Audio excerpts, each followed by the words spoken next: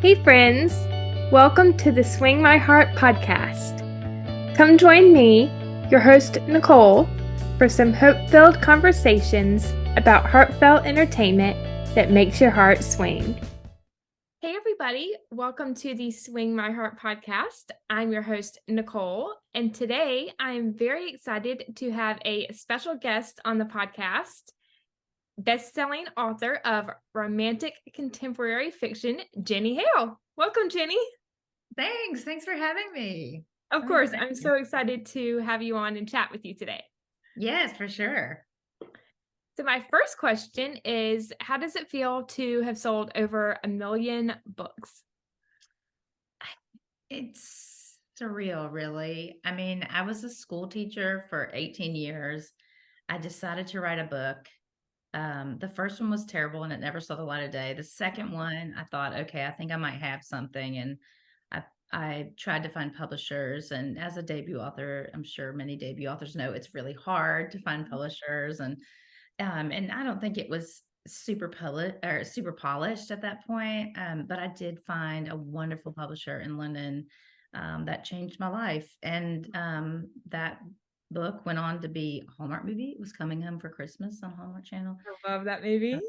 Yeah, and then it just sort of took off from there. I think 3 years later, I quit my job and I was doing it full time. And then you just wake up one day and you're like, holy cow, I sold 1 million copies. That's crazy. There are 1 million people, reading these books that I just made up in my head and just decided to write down.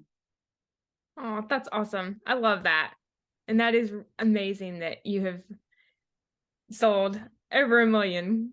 It's just crazy. And, Yeah.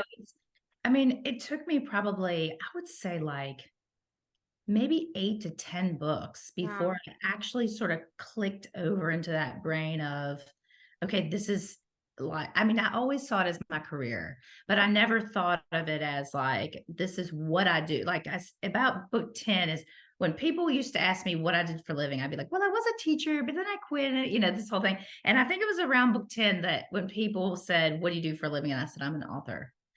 And it became more normal for me, but it took me a bunch of books before I felt really confident in saying that. And then, now it's like 23 books later and I've never looked back. Oh, that's amazing. And you're a fantastic author. Oh, thank you. Thank You're you. welcome. Tell us a little bit about that first book and the challenges of getting published. Well, I think, it's the weirdest endeavor because Yeah. most people who write a book Mhm. haven't been in that space before. So they don't know what they don't know, and they don't know how to put the story together in a way that makes publishers or agents say, "Oh, I love this," right? And so for me, it was I looking back, I don't know if I had my book polished the way I thought I had my book polished. And so, you get a lot of no's and it took a while, but I do think another interesting caveat to it is not only is it hard as a debut author, to get people to pick you up and give you a chance and invest what it takes to publish your book. But you also have to find just the right fit for a publisher. So, or an agent, if your agent then is shopping and then it's the agent's job to find the perfect publisher because that publisher has to know how to market you really, really well in order to get you out there. And so it's sort of like it's the windiest, you know, lane to try to navigate because there's so many places where you could have pitfalls. And as a brand new author, it's so difficult to know if you're doing the right thing or if you're going in the right way. And, I just feel like I was, by the grace of God, I was led the right way, and I found great people who taught me everything I know and really sort of supported me and helped me through that process. But it's not one way, everybody has Yeah. their own little weird story about how they. Yeah. Yeah. I love that. And promotion, especially like self-promotion, has become a very big thing and very important as well. Well, I often say, if you think about it, we've moved away from, it used to be that you could do a very nice, well-crafted ad somewhere, and people would see it. And but now, I mean, if you think about it, when our friends tell us, hey, there's this new face cream on the market, it's supposed to do wonders, right? The first thing you do is you go to your phone or your computer and you look it up.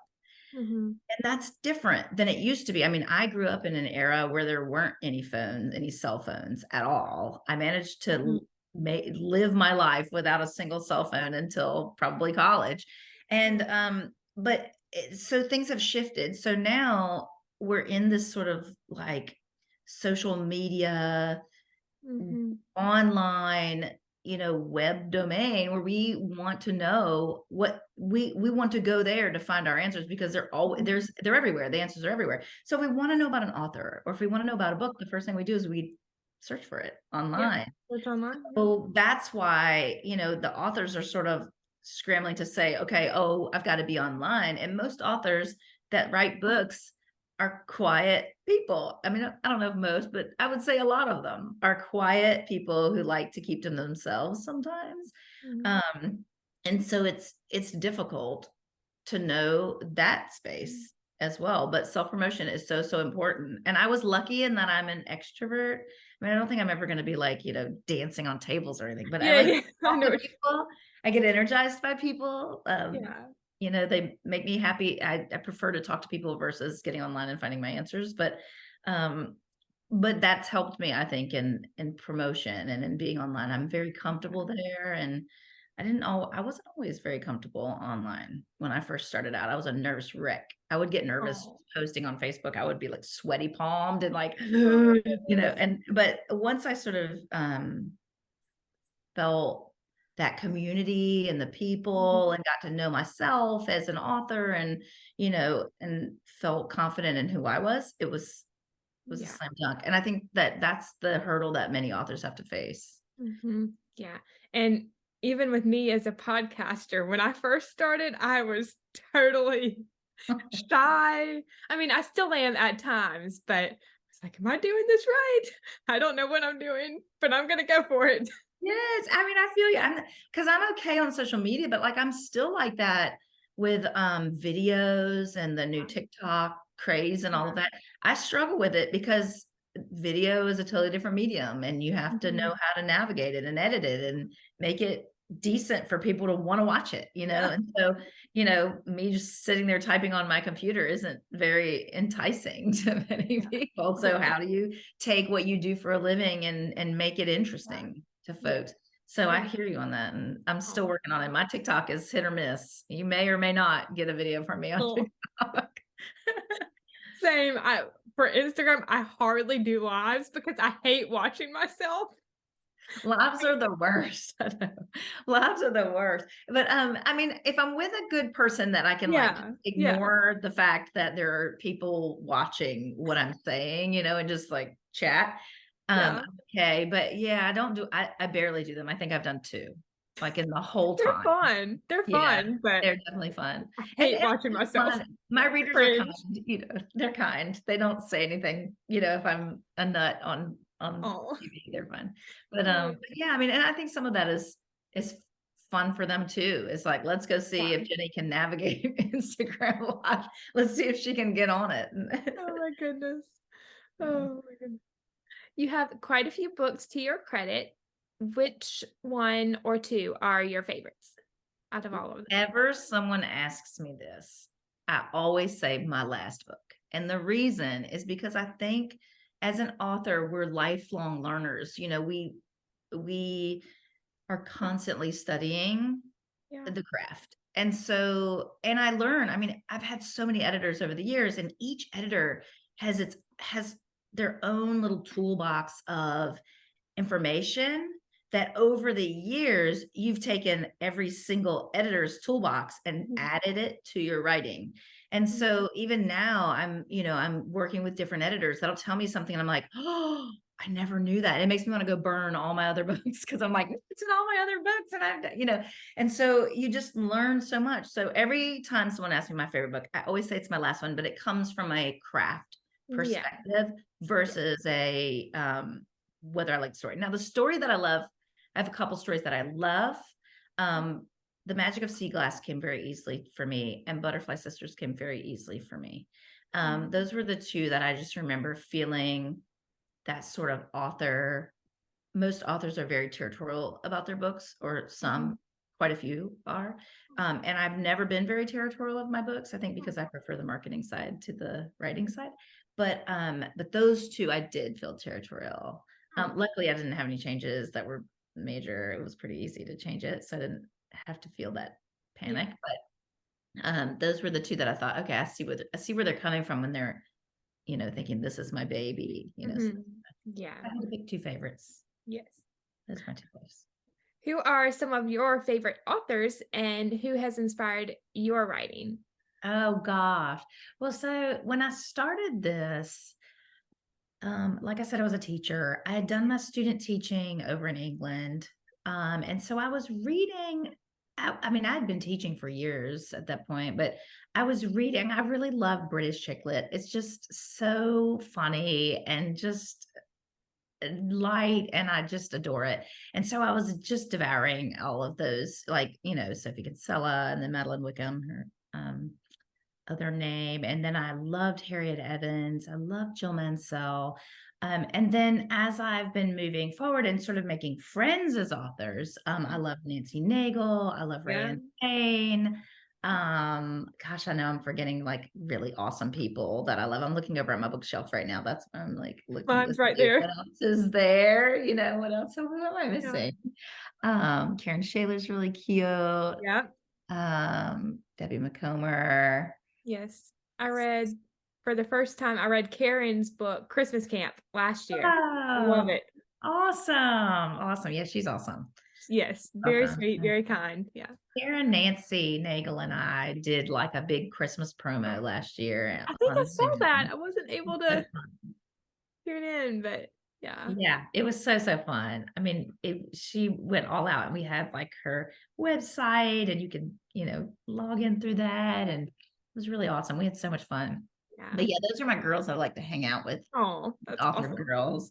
And then I'm just trying to see any others. I mean, I love like, just any and all of them. I mean, I think the thing about authors, when I read them, I struggle with reading fiction because when I read it, it's almost like the author and I are speaking this language to each other. And so I'm reading their book, but like I'm getting inundated with character arcs and when they're bringing things in and conflict and all the things that make a book work, that it will have nothing to do with what I'm reading. But when I'm reading their book, if I'm reading fiction, I'll be like, oh, I have an idea. And it's totally different than what I'm reading, but it's something they did. Like it's some kind of like conflict, or some kind of slight transition that I'm like, that transition will trigger something, and I'll go think of a totally different idea and be like, oh gosh, I've got an idea. And so I can't ever read a fiction book all the way through. I read it in little bits because I get so inspired by different things. Yeah. And every author has their own personality in how they do it, how they craft it. And for me, when I read fiction, it's more about that conversation with the author on how they're crafting that story than it is about just losing myself in the story. So it's really hard now to read fiction. I can't just like kick back and like read it because either I'm like, oh, I think I would have written it this way, or I'm like, oh my gosh, that's amazing. I'm going to go look at my paragraph and see if I, put the conflict 4 paragraphs up, like they did, it's like really interesting. So yeah, I've heard that reading other authors' work helps in the writing process.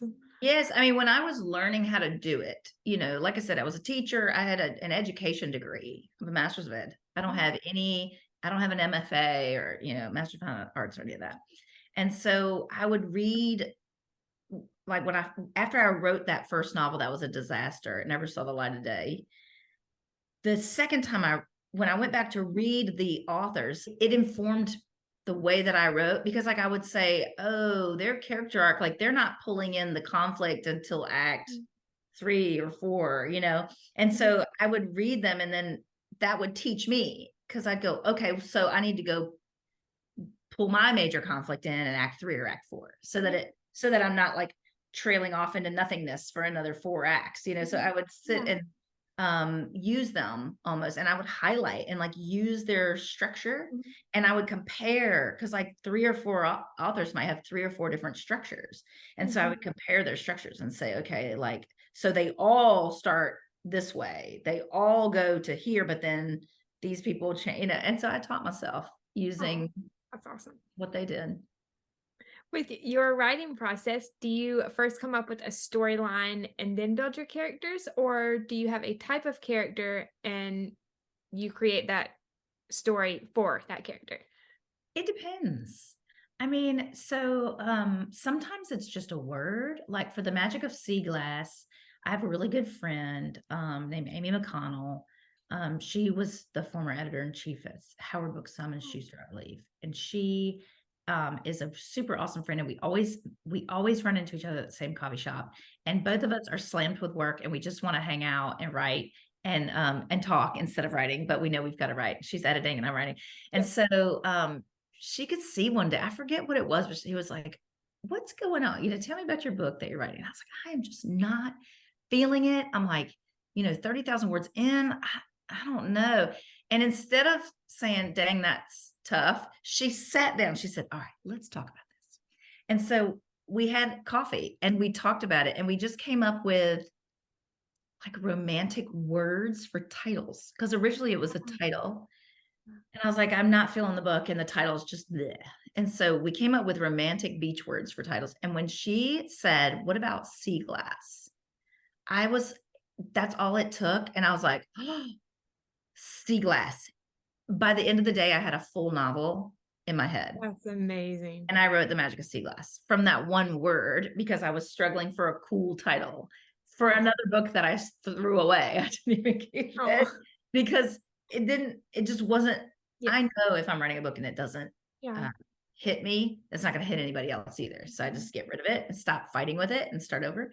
But so it could be something like a word. Other times I've gotten an idea for a character and then thought, what do I do with this character? But for me, I'm more of a marketer than I am a writer, weirdly enough. And so it'll be little things like, I'll think first, what can I put on the cover of this book? And once I have this idea of a cover idea, then I can go write the book. Like, then what happens there? You know, what happens in that cover? And that's how I can build the story out. But it can be anything. Yeah. I haven't had a chance to read The Magic of Sea Glass yet, but the cover is beautiful.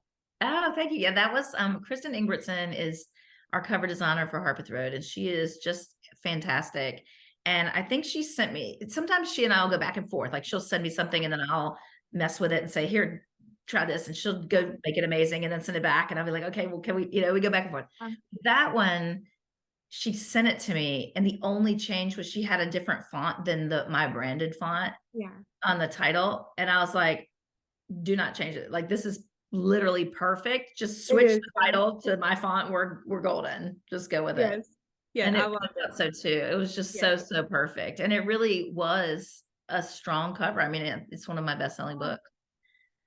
So that was exciting. And then Meet Me at Christmas, which is out now. That one, she and I went back and forth a little bit on that cover too, because I was trying to harness this small town of Leapers Fort, Tennessee, which is super, super small.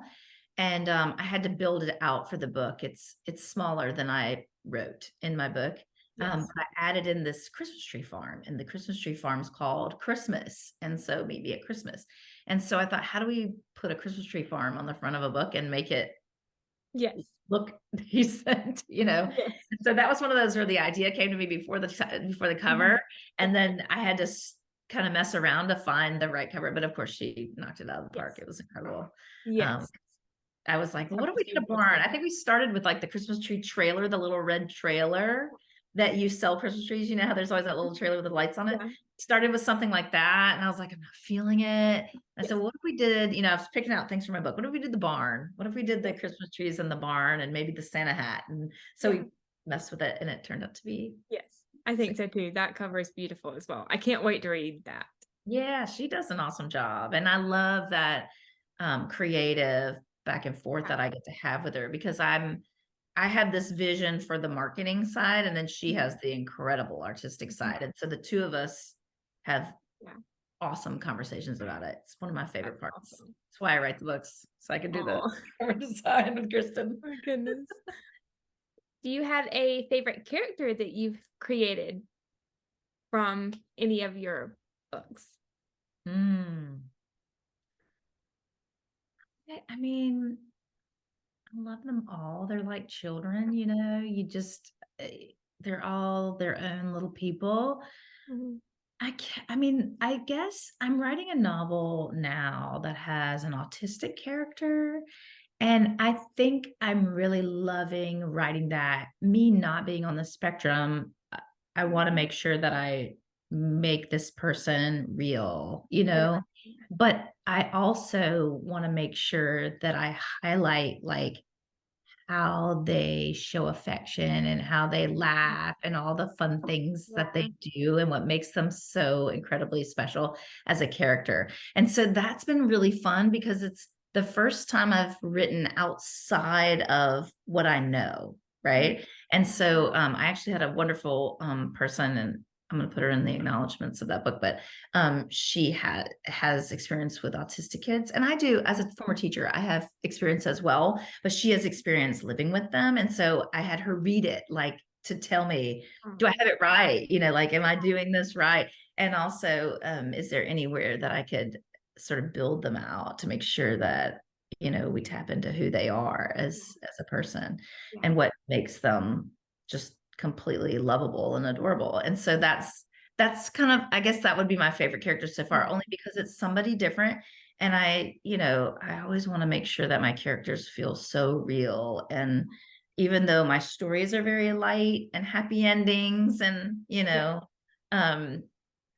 everything gets wrapped up nicely, I want to make sure my characters feel real.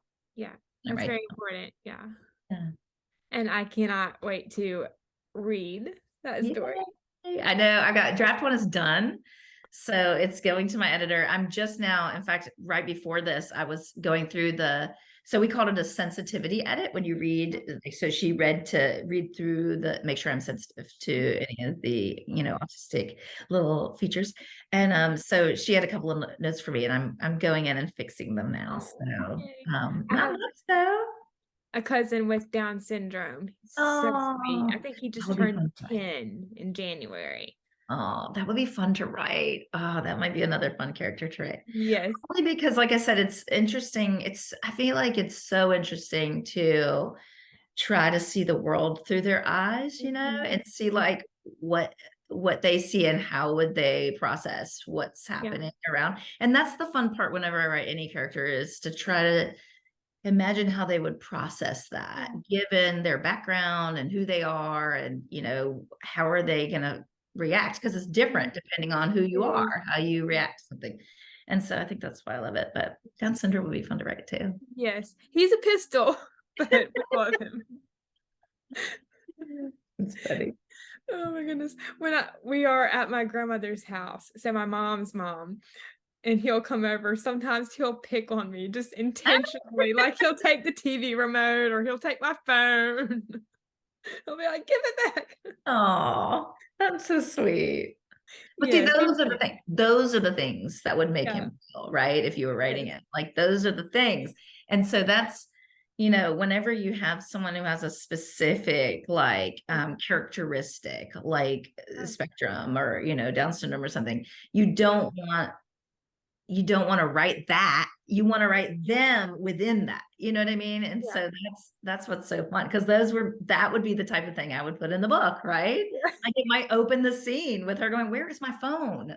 And he's over there chuckling in the corner or something. Oh my goodness. Yeah, he laughs all the time when he takes my phone. He's like, so funny.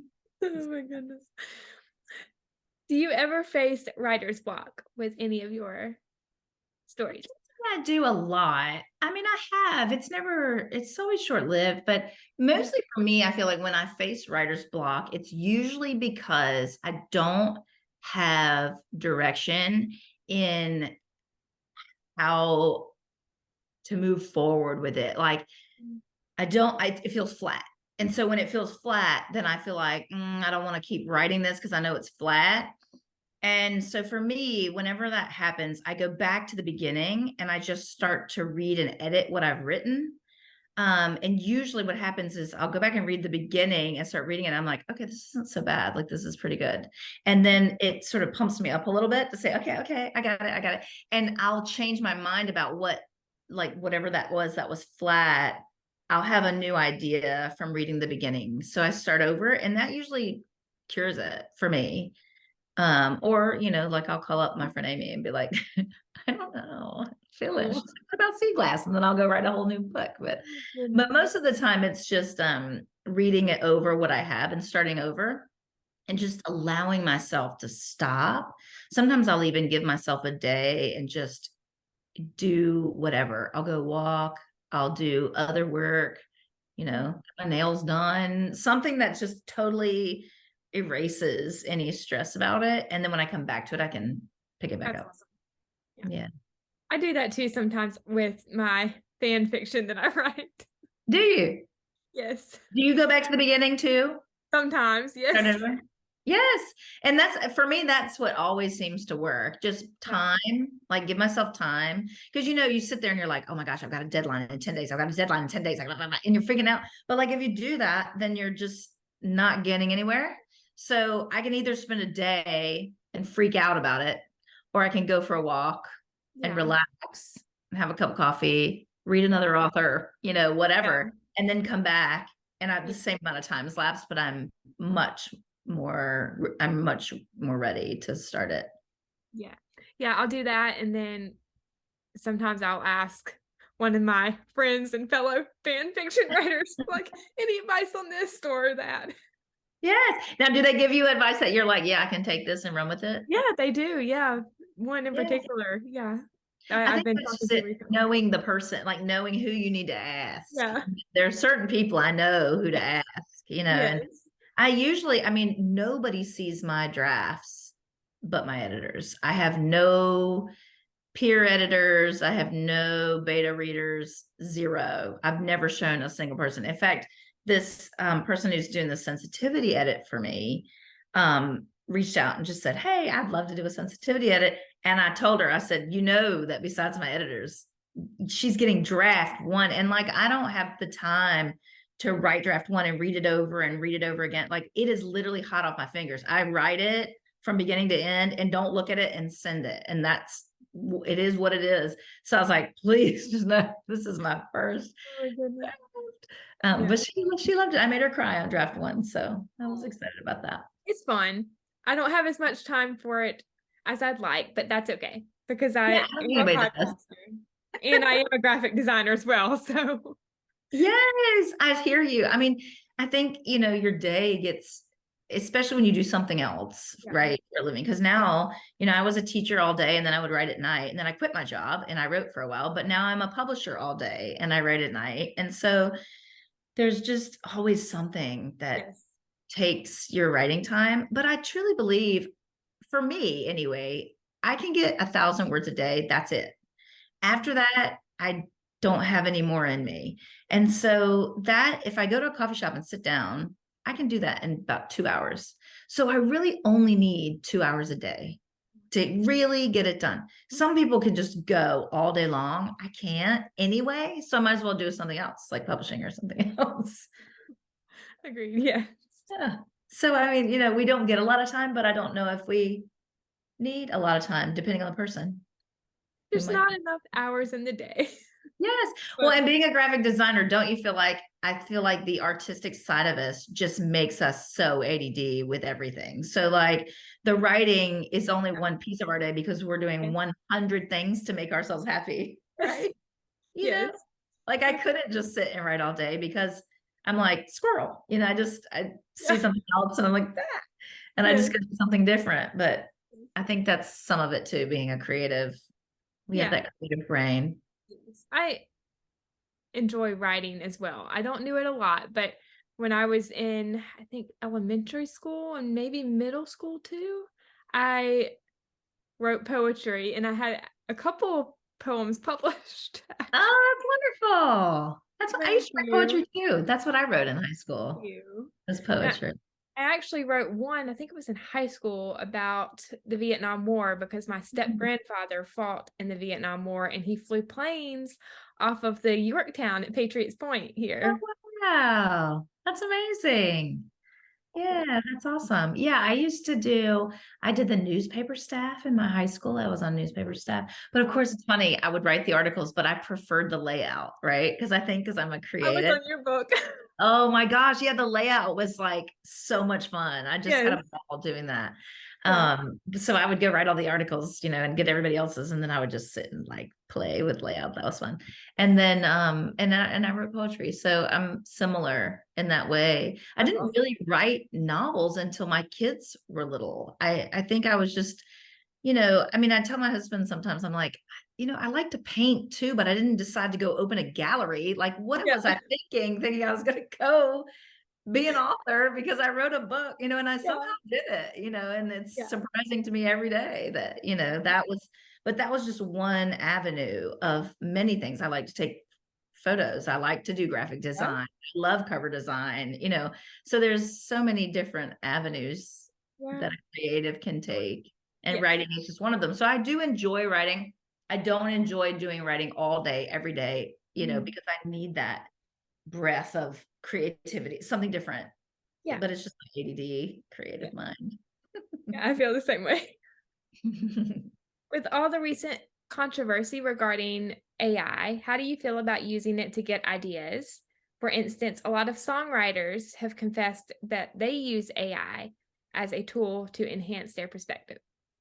Yes, I mean, we played around with it. So my husband was the first one to get, I think it was Chat GPT, GPT, something, whatever. I think so. I Yeah. have it too now, but he's did it, and we said, like, let's just see what comes up. See what And it so does. we said, like, give me a book idea, like, a Hallmark movie or something. And it came up, and I read it, and I thought, this will never replace Mm-mm. authors because it doesn't have, well, one thing it will do is it might knock out anybody who doesn't have that Yeah. step up Hmm. in writing, and that you have to have, like we were talking about, those realistic Yeah. characters and Yeah. things within who they are, and backgrounds, backstory, and how that informs them. That I don't know if it's advanced enough to do that, right? But like, I have used it for things like Instagram hashtags. Give me all the Instagram hashtags Maybe I need to or start doing. romance books, and it's just like, forever. And so I've, done lots of things like that are non-copyrightable. Mhm. I found personally, I did one for titles, and I was like, these titles are horrendous. Because it like pieces them together. I couldn't find any need to use Goodness. it for that. Yeah. But anything that's non-copyrighted material, that's, like hashtags is a good one. That's really the one that I use it most for. I don't really jump on there and like use it. Yeah. I've never used it for my writing. I've never No. Yeah. used it for Plus, my book cover design or anything. I know now Amazon has a little question, I think, on there yeah. that says, is this AI generated? And I'm like, oh gosh, no. But I think that's the creative in me, because I'm thinking like, no, because I want that creative Yeah. aspect of it. So I use it for little, I've tried it for a few things. Mhm. I haven't really found it to be Yeah. super I don't really use it hopeful, either. I don't know, nothing super exciting Yeah. for me. But again, I think that with everything, I'm not scared of it. I think some people are very worried by it. I am not worried in any way whatsoever. I just think that with technology, things are going to get tried. I mean, I had a beta VCR growing up. Who even has that now? Right? No. Because Yeah. I mean, now we're streaming on Netflix, right? So like, it's going to take, steps. Anything as it advances is going to take steps. And it's about how you use it. I mean, I'm sure like there's somebody somewhere who used to compile all the phone numbers for the phone book, that used to sit and get rained on in the phone booth. They used to put a quarter in, right? And so that person had to figure out something else they were going to do, Yeah. right? We all have to like shift and change. I'm Yeah. sure there's something that person now does that's different than putting together the paper phone book. And maybe there are still paper phone books. I don't know, but I don't know, but it moves along, and I think that's sort of, with AI, it doesn't bother me or scare me in any way. Cause one, I don't think it'll ever replace, No, yeah. our good, solid writing. I also think that readers want to read books written by people. Yes. You know what I mean? I know Because I do. people. So Yeah. I just don't see it. I mean, never say never. I don't want to quote myself because 20 years from now, when everyone's like now publishing their own AI stories, I don't know. And it's Oh God. perfectly fine somehow to do. I don't know. But I just don't see it. I Yeah. think it's a tool that as it grows, we'll learn great ways to use it Mhm. and be efficient with it. And then and it won't ever really replace the human element. Yeah, I agree. And just like with taking from a little bit of experience, magazine publishing, that's what I did my senior project on, and the difference between print and web and how everything's going online. And I'm one of those people, I like having the hard copy. Yes, I'm a digital publisher and I love paperbacks. And hardbacks. I just love Yeah. them. I mean, I have my Kindle is full as well. So I go back and forth, but I'm weird in that I tend to have all the different formats. Like I might have one book in all three formats in audiobook, Yeah. ebook and paperback, because when I'm sitting with a cup of coffee in my house and there's Yeah. rain streaming down my window, I Paperback. Yeah. want to get my paperback out and read it. But Yeah. when I'm walking the dog and I need to read that same paperback, I'll put my audiobook in. Yeah. But if I'm traveling, I want them all on my Kindle, so like I don't know. I'm one of those people. I could see it all depends on your lifestyle. Like what are you doing and where are you trying to read your books? Yeah. And so I have all formats, and I'm absolutely fine with having three formats of each book. Yeah. I'm the same way. I Yeah. mean, it's very convenient to have a digital version when you're traveling or taking a walk. And then, when you're sitting at home, just having the hard copy paperback. Yes. Or at the beach. There's something Or about at the beach. sitting Yep. in the sand. I want that paperback. Well, one, I'm too worried about my iPad, like, because I have all the apps on my iPad. So Yeah. I'm really worried about that at the beach, and there's the glare and all the things. So I really like to have my paperback at the Yes. beach. And I love my paperback. Like if I'm gonna just relax and Mhm. sit at my house or sit in a coffee shop when I'm not working. Those are the times when I'd love to have a paperback. But I'm famous for also packing. Like when we went out of town to Savannah. We did a couple of towns, and we Mhm. we went from like Beaufort, South Carolina to Savannah to Tybee Island to Amelia Island, and then flew out of Jacksonville. And when we did that, I packed two like novels, Wow. and I always do that. And I'm like, there's no way I'm going to get through two whole novels Do it too. while traveling to three states I and do four it different too. cities. Like, what was I thinking? But I'm like, just in Yes. case we get stuck, the world ends, I'm in traffic for 4 hours. I don't know. But I think I got like maybe 40 pages of one book. Oh, But I'm always an overpacker when it comes to oh, books. you're not the only one. I do it too. I'll carry one or two books as well. It's so crazy. But I'm like, the world could end tomorrow and we could be stuck in a shack in Florida and never being able to leave for years. And I'll have my two novels. So I can read them over and Yes. over and over. Yeah. I'll be set for a while. Oh my goodness. Yeah. Let's pivot for a minute and talk about your books that have been turned into Hallmark movies. How did that come about? And did they approach you or did you pitch them? Oh, good question. So again, I had a very weird experience in that my very first published novel went to Hallmark, which doesn't happen all the time. It was so weird. And because I kept thinking, like, does everyone know that I have like no idea what I'm doing? Like, do these people know that I'm a teacher by trade? I don't even know what's going on. But I was approached by a screenwriter for Coming Home for Christmas.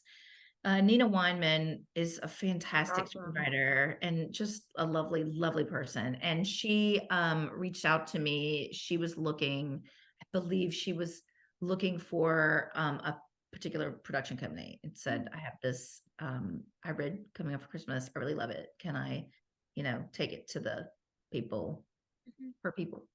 And so it went from there. And then after that, over the years, I just get, it's almost like a little flurry of activity whenever, and I can't ever remember which month or two it is, when they're looking for Christmas books to pitch to, Hallmark in them.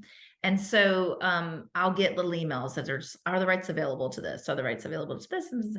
And then a couple years down the road, Christmas Wishes and Mistletoe Kisses, I was approached for that one. And again, it was just the production company approached me, and I said, go for it. We had the rights, and go for it. And then it went on, and signed the contract, and off we went. And then now now I've made more friends in the business, I have more contacts. So I've been in touch with many people about like our Harpeth Road books with my new publishing company. And I have several different people looking at different ones now, and have Zoomed with some people. And so there's all kinds of activity going on, but it's an interesting endeavor, because you've got lots of production companies, all trying to pitch to different networks. And then you've got some people that are looking specifically for series potential. And then you've got some that are looking for your Christmas book to be one, idea. And then they put together their treatment and then go take it to the different networks. And so it's a long process. And I'm sure there are lots of books they're looking at, and, lots of conversations are being had. So it's a little bit tricky to sort of wait it out and see what happens. But we do have lots in the works in terms of conversations, but nothing with any one network or any one production company just yet. So we'll wait and see. But the first two came to me, and so then as I've moved along in my process, and now that I'm operating as a publisher, I'm now pitching with other people. That's awesome. I leverage the people I know in the business. Say, hey, you need some books? I've got lots of on-brand material. Come take a look. Let's get coffee. Fingers crossed. Yes, fingers crossed. And they're all lovely people. They're all just, everybody is just grinding and trying to, make it happen, and in their area of the world. So we're all just, working as we go, see what happens. I was saying this to another writer. She's a screenwriter for Hallmark the other day when I talked to her, but the Hallmark community, like all the talent, the actors, the writers, some of the nicest people I've ever met. Yeah, I thought so too. And, there's so many different, avenues you can go, because, there's so many different networks, but Hallmark has that sort of, branded, thing. And the people involved, in my experience, have also been just as lovely, outside, inside and outside. So it's all been good. And I don't get worried at all either when they decide to make changes to my novel, partly because of who they are as a brand. I'm like, I think they've got it a pretty well-oiled machine. If they think they're viewers are going to like a change, then go for it. That's the creative side of me. I get really excited, and I want to see, like, because I'm writing for my readers. I know what my readers want to read. They're taking my writers that I wrote for my readers, and they're trying to fit it into their viewer audience, which is a different audience. So it's really interesting and fun to see what they change. I actually enjoy it. It's really fun. Have you ever felt the desire to get into screenwriting yourself?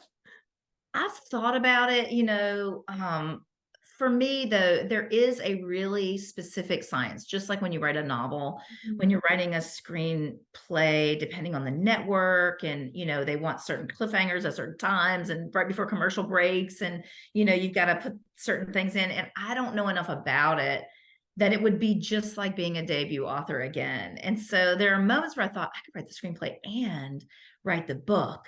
But now I just have friends who write they're screenwriters. So I'm like, they can write the screenplay, I can write the book, and we can all get coffee and not stress. Totally understandable. I thought about it, but it's fleeting. It's very difficult. My dad and I are actually working on a movie we want to pitch to Hallmark. Yes, went I like mean, it's one so page. difficult. It's just like, I mean, it's like anything. There's a true science to how they do it, and Yeah, how there's a you can get formula. it all fit in there in just the right amount of time. And Yes. and that would be something that I would have to learn, and I don't know if I have the time to learn it. So I hear you on that. I know it's Yeah. probably like trying to get it It's all. very difficult. My dad has a master's in screenwriting, and his last semester, he reached out to, I guess, the head of the screenwriting department, and the head, I cannot remember his name, but he allowed me to sit in on classes with my dad. So I learned a lot that week, but very difficult to write a Yes, and I have screenplay. zero knowledge of it, so I'm sure, like, I have a good friend who is a screenwriter, and we get coffee, and Yeah. she writes for Hallmark and GAC and some of those, Lifetime, I think. Yes. But I could probably sweet talk her into showing me how to do it. But like, again, it's not like I can sit down and coffee and show you how to. I can tell you basically how to do it, but then I have to go execute it. You Yeah. know what I mean? It just, Yeah. I don't know if I'd have it in me. It would take me years to get it right. Yes. And it's easier for me just at 23 novels just to write another novel in 6 months and put it out. So, but it has occurred to me. But again, like I said, now that I have friends that I know who do it, I just know it's easier to let them do it. Totally understand that. I'm a big fan of the Hallmark series Signed, Sealed, Delivered. Your book, The Christmas Letters, seems tailor-made for an SSD episode. I was wondering if you are familiar with the show and possibly got some of your inspiration from it. That's funny. I am not familiar with the show. And I truly, one of the things that's so weird about my creative brain is I literally never watch TV ever. And so my husband will turn on Hallmark, especially like if it's Christmas, he'll turn on and he'll be like, Jenny, like you need to watch this. These are your people. Like this is your genre, like go watch it. And I barely get a chance because I'm working with publishing and writing. I mean, I'm up at 6 a.m. at my computer and I just work. Or I'm a mom to my kids or whatever, but it's usually my only TV time is like in the 30 minutes before I decide to go to bed, which I know health wise is probably not a good thing, although I did read that and I have a pair, if you put those blue light blocker I have some, yeah. it helps if you want to watch TV before bed, because they say that it messes with your sleep patterns if you watch TV right before bed, but with those glasses it can help because it Wow. I guess the TV might mimic the sun or something. I don't know. It messes with your circadian rhythms or something. But anyway, so I put my blue blockers on. I watch them for 30 minutes, but it's usually like something really light. I mean, Hallmark is really light. I could watch that. So I might at that time watch that. But it's usually for me like I like to watch like cooking shows or decorating shows or I love thing, those too. like look at three houses and they buy one at the end, I Yes. watch those kinds of things. So no, long answer to say I have not watched it and I did not get inspiration from it. You totally should though. If you ever have the time, it's definitely a series worth checking out. Okay, I definitely will. Yeah. Definitely. Because every now and again, like if I get sick, I'll binge watch a series. I did The Crown that way. I think it was COVID and I just sat and watched The Crown. Oh. One after another until it was done. I'm waiting for season 6 now. Oh. It's created and written by the executive producer of Touch Fine Angel, Martha Williamson. Oh, lovely. Okay. Incredible writer. Yes. Awesome. Oh, that'll be good to watch. Yes. That's something fun to watch. And speaking of the Christmas letters, can you share a little bit about the book with my listeners who haven't read it? Now, the Christmas letters, I have to hang on a minute and get the book because I've now written 1, 2, 3 books since the Christmas letters. So by the time I get it, I'm like, what? By the time it's like ready to go, hang on one second. I'm going to get the book. Yeah. Okay, so this is the Christmas letters. Beautiful cover. Yeah. It was out last year digitally. This is the trade edition. It's in stores for the first time this season. So that's really exciting because this is a Harpeth Road book. It's done by my company and it's nationally distributed. So we're really, really excited about that. So with the Christmas letters, Elizabeth's boyfriend drops the bomb that he's leaving her after like this incredibly long time. And so she leaves New York City, and comes back. Oh yeah, it's coming back to me. And comes back to her childhood farm in the Great Smoky Mountains. And I remember now, like it's a legitimate farm. Like she has apple trees and all kinds of loveliness at the farm. And when she gets there, she isn't. I remember. So when she gets there, it used to be a very rural place, and she sees that there's this like coffee shop built up in the old lot, and she's like, what, like who even goes to, like who's out here to go to this like fancy coffee shop? And she starts to realize that the town is being bought up by different entities because it's becoming this sort of tourist location in the mountains. And so her parents are on this, or her family's on this side of, they own this farm and they're still in that like rural setting, and everything's getting bought up around them. And so at the coffee shop, she meets Paul Dawson, who is there, and he is not from the town because people are starting to travel to this location. And he sort of befriends her, and they, get to talking. And in the midst of this, her grandmother has passed away, but her grandmother's best friend is still alive. And she goes to visit her. And when she does, the best friend says, I think you need to read these letters of your grandmother's. I think nobody knows what's in these letters, and you need to read them. And so she starts to read the Christmas letters. And when she reads them, she gets an entirely new perspective of who her grandmother was, things that her grandmother never told anyone in the family. And in the midst of all of this, there is a developer that is threatening to take their farm, and he says, I own it. And their mom's like, how? It's like been in the family for generations. Like, how do you own it?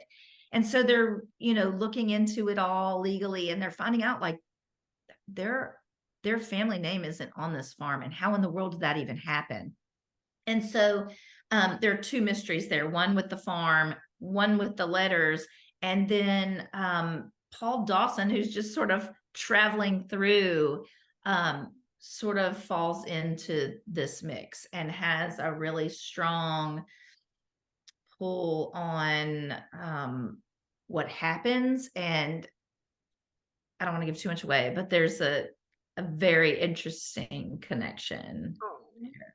And the only way to know what happens is to read the letters, and that's what she does. And so that's the story of the Christmas letters. Sounds like a beautiful story, and I cannot wait to read that one as well. That's another one on my list. In the US, it's all over. In fact, today or tomorrow, I'm planning to go out to our Barnes and Noble, and it'll be one of my videos because I never take videos, but I'm going to video it and go out and actually find it on the shelves and take a video. Yes. I can. I have a long list of books that I've been wanting to read, and that is one of them. Yay. Yeah, this one is out in stores nationwide this year. It's already out, so anybody can go get it. Nice. Definitely. We'll be checking that one out. Yay. Let's talk about your new book, Meet Me at Christmas. When is it set for release, and where can we find it? Okay, so the way that my publishing model works is the books are out. The way it works right now, we'll just say that because I'm working towards something else. But we put our books out digitally, so it's available in audiobook, paperback, and ebook. Today, it's right now, it's available, and you can get it online. So at your favorite bookseller online. The Kindle version, however, the ebook is exclusive to Amazon. So if you have a Kindle, you can get it. It's on Kindle Unlimited, and it's also available for sale. But paperback is everywhere. Audiobook, where great audiobooks are sold. And that's available now. And then the hope is that next Christmas we will work on possible distribution to bookstores. So the way Christmas Letters was out last year digitally, and now it's this year in bookstores. We're going to try the same thing. Same with The Magic of Sea Glass. Without spoilers, can you tell us a little bit about the storyline and the characters? Yes. Okay, so this one is only, let's see, how many books have I written since this one? This one, I've written a book and a half, I think, since this one. So this is Meet Me at Christmas, and it is, I'm just scrolling so I can see it. So Stella Fisher is in London. She's working in London. She's a researcher, like a travel researcher for, I think it was Brain Science magazine. We changed that name several times, but I think that's the name we ended up with. And she goes to different hospitals throughout Europe and the US, Canada, and studies different aspects of the brain. And then she writes up the article and it goes into Brain Science magazine. And so she's in London, and this is her first Christmas without her dad. So her mom calls her and she says, can you please come home a little early? Because I'm just not managing very well because Christmas is coming and I really want you with me. And so she gets her work transferred from the hospital she's working at in London to Vanderbilt here in Nashville, and comes home to Leapers Fort, Tennessee, and visits her mom. Well, when she gets there's someone in Leapers Fort she's left behind. And his name is Henry Dutton. And Henry Dutton, and she and Henry Dutton have known each other their entire lives. They were best friends. They fell in love really, really young. They got married at 18. And I don't want to spoil it, but at 18, there was something that happened that made her feel like if she wanted Henry to have a good life, she needed to leave. And so she gets out of the marriage with an annulment because she realizes like she was like a day away from being 18, so they could annul it. She was under the age, and they get an annulment, and she leaves him, and he's just devastated. And she basically runs. She travels. She gets all into this travel writing and just never looks back. And he did the same. He joins the army, and because he just, even though it's not really his type of personality to join the army, he does it just to get out of there. And when she gets back to town, the first person she meets is Henry Dunn. And he's back in town, and he is not kind to her. I mean, he's not mean, he's just really short and gruff. And she knows that it's because of the way she left him. But there's actually a bigger reason. In that he was in the army, and he was in an accident, and the trauma he received impacted him to the fact that, or to the point that the army had to discharge him and send him home. So he doesn't know what he's supposed to be doing. So when she shows up for the transfer at Vanderbilt to do her article, she walks in and realizes that her subject that she's going to study is Henry Dutton. Okay. And he can't remember anything about her from the time they were like in middle school to the present. Oh, wow. So he only remembers her as a child. And so as they're getting going, and she's studying him, and she's studying the trauma to his brain, he starts to want to hang out with her. And so they, little bit by little bit, she kind of allows it. And then he tells her, I'm starting to remember things about my life, but only when I'm with you, not when I'm with the doctors. And the reason is because he loves her, and he's always loved her. And so she's helping him see that. So when he's with her, like he'll say, like, there's this door. I remember this door, and he can't figure out why he's thinking of a door, but then it'll flash to her memory, and it'll be this like lovely, amazing romantic moment where he's like, refinished this door that he's going to put on their farmhouse. And he's surprising her with it. And so the two of them, she starts to panic because he only wants to be with her because it's helping him remember, but she knows if he remembers, he's going to remember everything. And then he's going to remember how she left him, and it's going to hurt him all over again. So it's this whole idea of like push and pull, like she really wants to be with him. He really wants to be with her, but she doesn't know how to do it the right way without ruining his life all over again. And so that's Meet Me at Christmas. I think those are my favorite kind of stories, like the best friends to lovers trope. And then I love military stories as well. So I think this is going to be a beautiful Yay. book. Thank you. I'm glad you like it. I do too. I love those like slow burn, you Yes, slow burn. know, Yep. oh gosh, they're my favorite to Yes. write because I just think you can do so much with it. But yeah, I love that. So most of my characters are that way. And I think too, that's sort of real life, like when we meet people, we grow with them and learn who they are and, you know, start to notice their sweet little traits and it takes Yeah. time. And so I Yeah. think that's why I prefer to write that anyway. Yes. But Yeah. I It's love one of having my the favorite. backstory. Yes. I love it when they know each other already too, because then Yes. there's so much there. It's just so Yeah. rich. There's so Yeah. much there to play on in terms Yeah. of their emotions.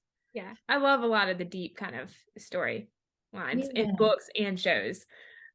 Yeah, I do too. It's my favorite. Yes. Do you think that Meet Me at Christmas will become a Hallmark movie? And what actors would you see in the roles? I don't know. I could see Trevor Donovan playing the main. Yeah. I could see that. I don't for the travel researcher, Hmm. it's tricky.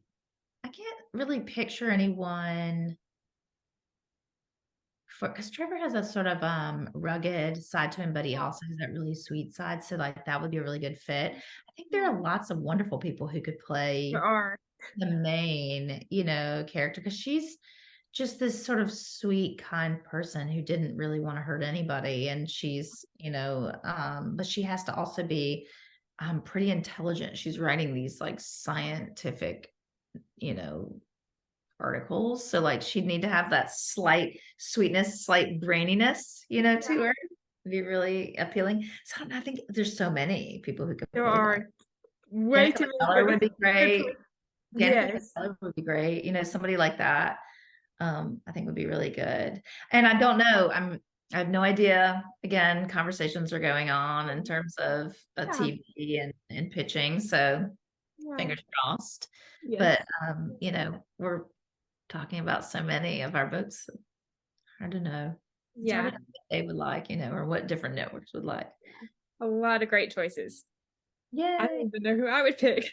I Honest. know, I know. I don't know who I'd pick for I mean, I think so many people could do it. Yeah, I think Most so too. people could do that main one and do it really well. And Yes. I'd enjoy seeing different people try. I'd love to see like that. You know how they tape the practice run where they like come in and they act it out. I'd love to see a range of Yes. them Me to too. see how each person, interpreted that character. I think that'd be fun. Yes. You mentioned that Meet Me at Christmas will be released as an audiobook. Do you feel that this adds an interesting dimension to the book? And is the story condensed in any way? The story is not condensed in any Okay, that's way. yeah. I do love it. And one of the fun things about starting my own publishing company is I get to choose the narrators. And so Emma Love is my narrator. I absolutely adore her. She's just 100% top notch in terms of production and getting the files and being on time. But she also has this really great way of feeling realistic when she reads and it's interesting because she's not a southerner and I'm really snobby about my southern accents because I am a southerner because each one is so different, that she has this way of like just it's like a volume. She can like turn it slightly up, down, and she'll say, how much southern do you want? And she's right on the money. I mean, she's That's so amazing. good and believable. And I think somebody even mentioned that in Meet Me at Christmas, because she's done, I believe, the Christmas letters, the Magical Sea Glass, and now Meet Me at Christmas. And somebody even mentioned her Southern accent, her mild Southern accent was so good. And I thought the same thing. I was like, I cannot believe you're not a Southerner, because it sounds so real. Wow. She's really good. So I think it does add a cool dimension to have somebody else's voice on it other than mine, because my voice is in the writing, and Mhm. how you read it is different than how Emma reads it. But I think finding the right person is so important. I give it a lot of thought in terms of, Yeah. and I've had other like wonderful narrators that I absolutely love, but it's more of a matching the story to the voice. You know what I mean? So like I have one person that I used on a different book that I love, but her voice fit a totally different author's book better to me than the stories that I wrote next. Mhm. So it's fun to find in my mind what voice Yeah. fits the novel. Um, Yes. so Emma's was spot on for these last few novels that I've been doing. I So can't wait to read the audiobook as well. Or yeah, listen to the audiobook. awesome. She's awesome. And on Amazon they have, and I'm sure the other ones as well, depending on where you get your audiobooks, you can listen to the sample. Yeah. They put her sample in there. So yeah. What do you hope your readers will take away from Meet Me at Christmas? I think from any of my books, really, not just Meet Me at Christmas. I mean, I write books that are so tied up and happy endings and everybody's happy. But I think what I want to portray in it, because I also talk about things like divorce and miscarriage and lost loves that never come to fruition. And so there are some real elements, life elements in there as well. And I think I just want people to believe that the magic is real sometimes. Like they're real. I truly believe if we look for it, we can find magical moments in our own lives all the time. And so my hope is that by bringing in some of these deeper elements and showing how they can somehow end up okay, Yeah. that people will take that and apply it to their own life as well. Because I do think there are things we deal with in life that are awful, and we don't know how to manage them, and we don't know why they're happening to us. But if we can try to see some light in it, what's something that I got from this good, that helped me in some way, even if it's just an understanding of it, because there's things like, cancer that nobody's ever going to understand why that's happening to them or why that's happening to anyone. But you can also try to see like the light in it. Like, did it bring me closer to that person because we knew we had a short amount of time? Or did I learn something from that person that I never thought I would have? Or, there's little moments of magic, and I think we just need to harness those. So hopefully by reading my books, that's what they'll get from it. I think they will. Yay. Let's shift from Jenny Hale, the author, to Jenny Hale, the publisher. Tell us a little bit about what led to Harpeth Road Publishing. Okay, so I'm a creative first. Writing is only one aspect of that. My grandfather was a director of marketing and my grandmother was an artist. And I think the two together, just in my genetics, are very, very strong. So when I started as an author, I started with a startup publisher. It was a tiny little publisher in London. And I got to work directly under this former CEO of that publishing company. And it went on to grow massively and was bought out by Hachette. And as it grew, and I was more, I guess, forced into the role of the author, right? Because a startup, everybody's kind of all working together. It's like super fun. And I'm in a startup now, so I think it's super fun. I started to see this divide of like, hang on, I want to hang out with my publishing team. Like, I want to hang out with them. They're doing all the fun stuff. And then it gets bigger. So, you have departments doing things and you have, teams doing things. And I was really always interested in the branding and design aspect of it. So I would write my books and then I would have ideas about branding and design that were different from my publisher, because everybody's different in their design and what they, as a creative, you might come up with a totally different design for a cover that I would come up with. So I kept wrestling with this idea of trying to just let them do their thing, but really having ideas and like wanting to see how they fly. So when 2020 hit and everything came to a standstill, my kids had no practice after school. They weren't being driven anywhere. We were literally locked down in the house. And it's amazing how much just like drive time and things like that you can tack into your day.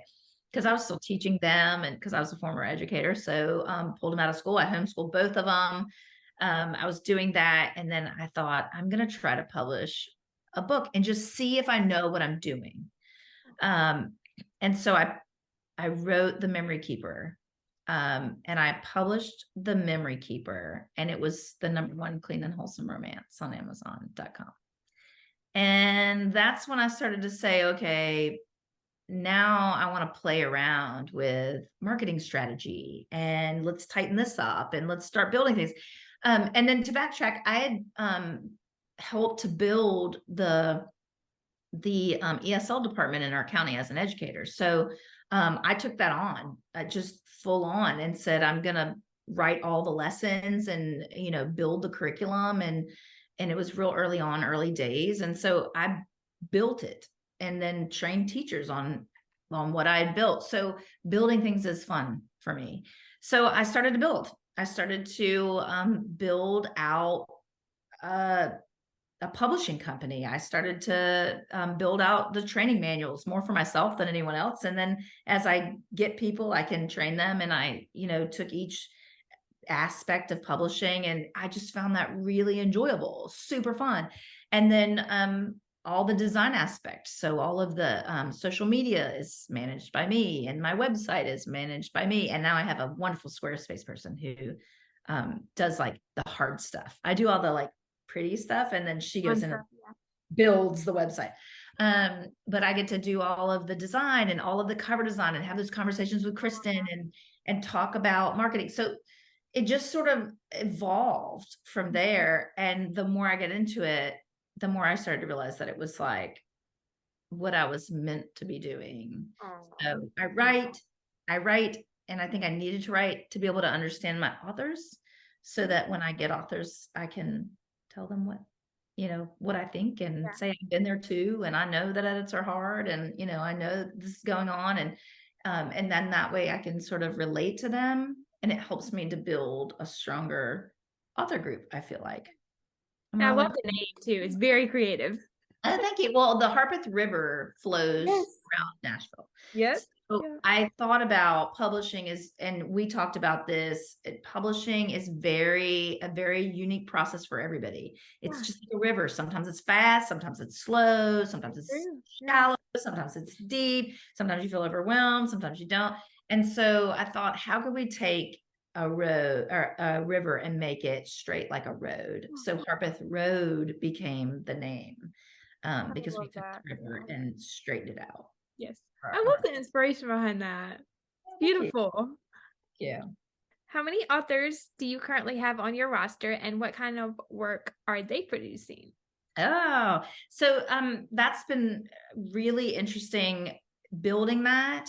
I will actually read you their names because we've gotten so many now. So we started with my book.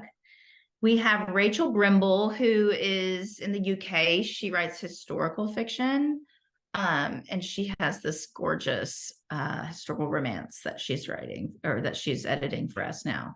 Savannah Carlisle is writing a beach romance. Lindsay Detweiler is writing a holiday baking romance. Lindsay Gibson, her debut is out right now, called The Christmas Promise. And it's doing really, really well. And she's actually written a second book and is now writing book 3 to pitch to us. And there's me. Our very first author was Emma Linden, and she wrote The Holiday Plan. So that's out. It's a Valentine's romance. We have Nancy Nagel, who is writing a fun, like sisters-in-law, and there's a play on the word law because they're lawyers together. Oh wow, romance, super fun. And then we have Susan Sands. That was our second author, and she is out now with The Island of Summer Sunsets. which is a beach romance. So we have 3, counting me, we have 6, 7, 8 authors so far. That's amazing. I can't wait to read all of their books. Yay. They, everybody, I think everybody that I've taken, what has drawn me to their novel specifically is their unique voice. So everybody has a very distinct voice. And I think the way they tell stories is so important. And so that's what we've been looking for, with our authors, is just, do they have a unique voice, and do they have a really interesting take on their story? Because there's no new story, right? We all, there's always going to be sister stories, beach stories, second chance romance, that's always around. But how do they take it and spin it with their personal voice, to make it a really unique and inspiring story? So that's what we're looking for. Before my last question, I have some fun Christmas this or that to honor the Hallmark Christmas season this week. So my first one is, would you rather go the entire Christmas season without Christmas music or Christmas movies? Oh gosh. I would have to say, people are gonna like freak out on this, but it's gonna have to be movies, because I'm like a music nut. I love any kind of music. Songwriters are my favorite people to hang out with. I just love music and creating music. So at Christmas, music is my number one. I don't know if I could handle it without music. I actually, when Karen was on the podcast, I asked her the same question. I can't remember what her answer was, but I think I said music because there's Christmas music in Christmas movies. So, oh, true. So you can watch the clips of it. Yeah. Oh my goodness. Ice skating or sledding? Sledding these days. I have been ice skating. My best friend from high school used to take me ice skating, and I can't say that I was super skilled at it. I did get around the thing. I'd get around without falling, and basic skating. But sledding is just, you sit on the sled and go. So that would be my choice. Never been sledding, but I want to. Now, sledding, I will say, I don't want to go down a big fast hill, because I didn't swing enough as a child. I hate roller coasters. I don't like anything with big hills. I freak out when we're in the mountains and we have to drive around big hills. It like freaks me out.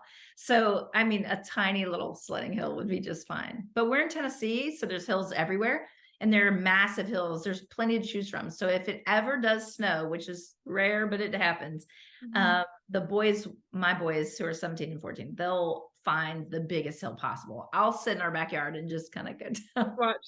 Backyard. Yeah, I'm not a big fan of big hills. No, I don't want anything that makes me like scream for my life. I don't want anything like that. No, I'd probably pick ice skating, but sledding does look fun. Yeah, if it's little hills, it's fun. Yes. The Polar Express or the Santa Claus movies? I think the Polar Express. There's just something so sweet about it. I love both. Yes. I love them both. Yeah. But I think the Polar Express. Yeah. And I think too, because I've got that, like the book, and I read it to my kids. Yes. It's a Wonderful Life or Jack Frost? It's a Wonderful Life. I've never seen that.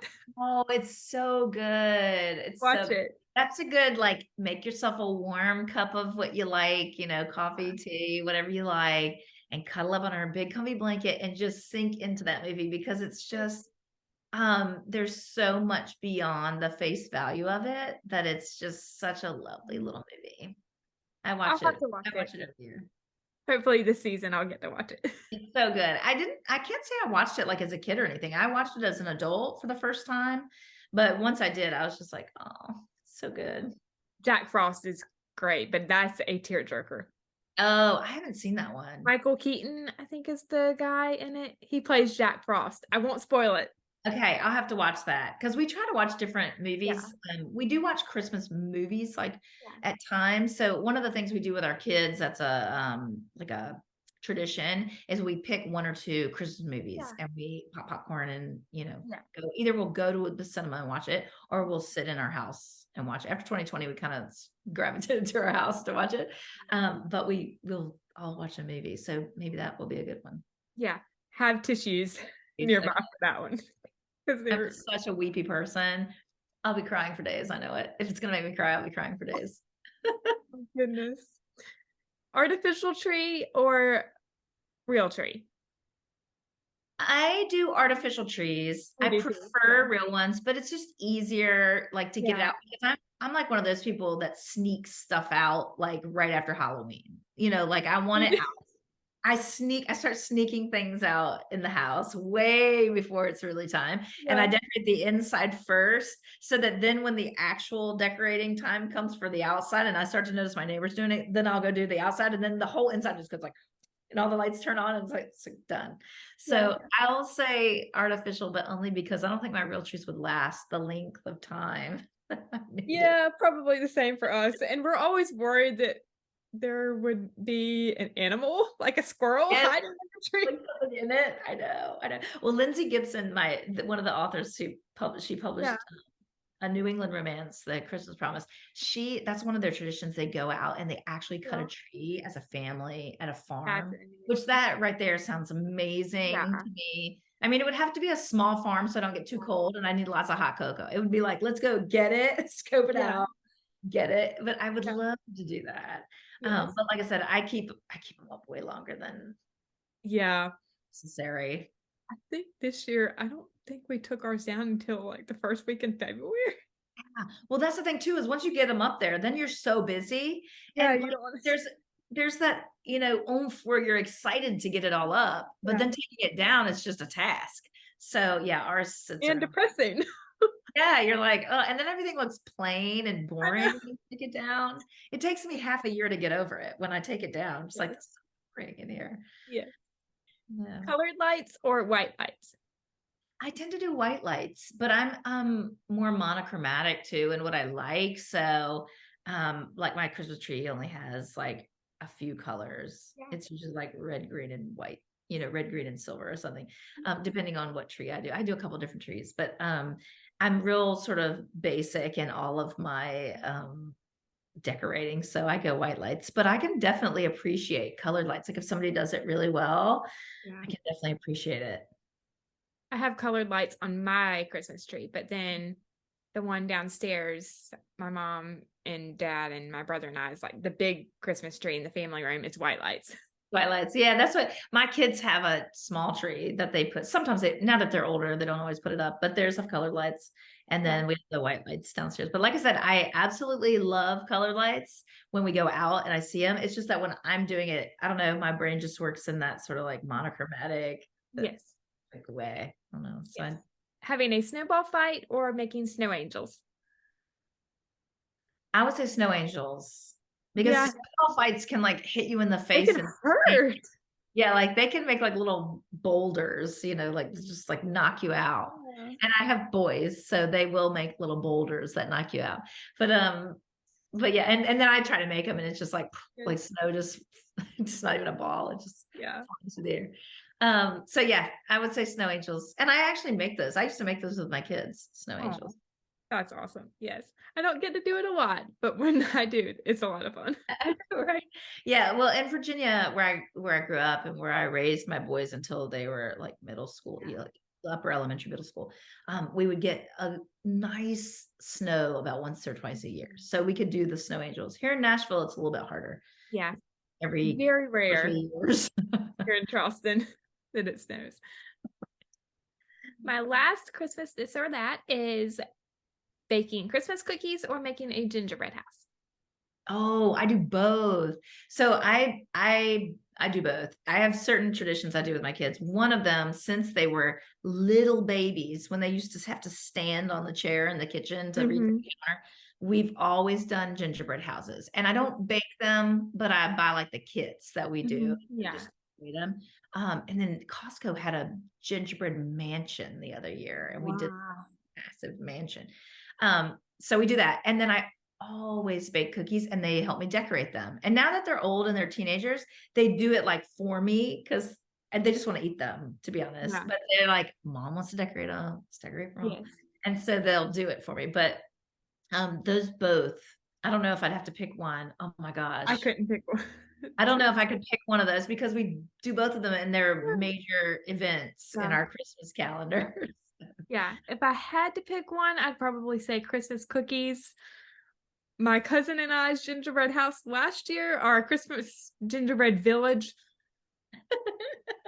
Some years they're a disaster. Like they're always a hot mess and they fall apart. They implode, you know. At the pictures. Every now and again we'll get a good one, but I found there are kits where it's already all glued together. Yeah, the one we bought decorated.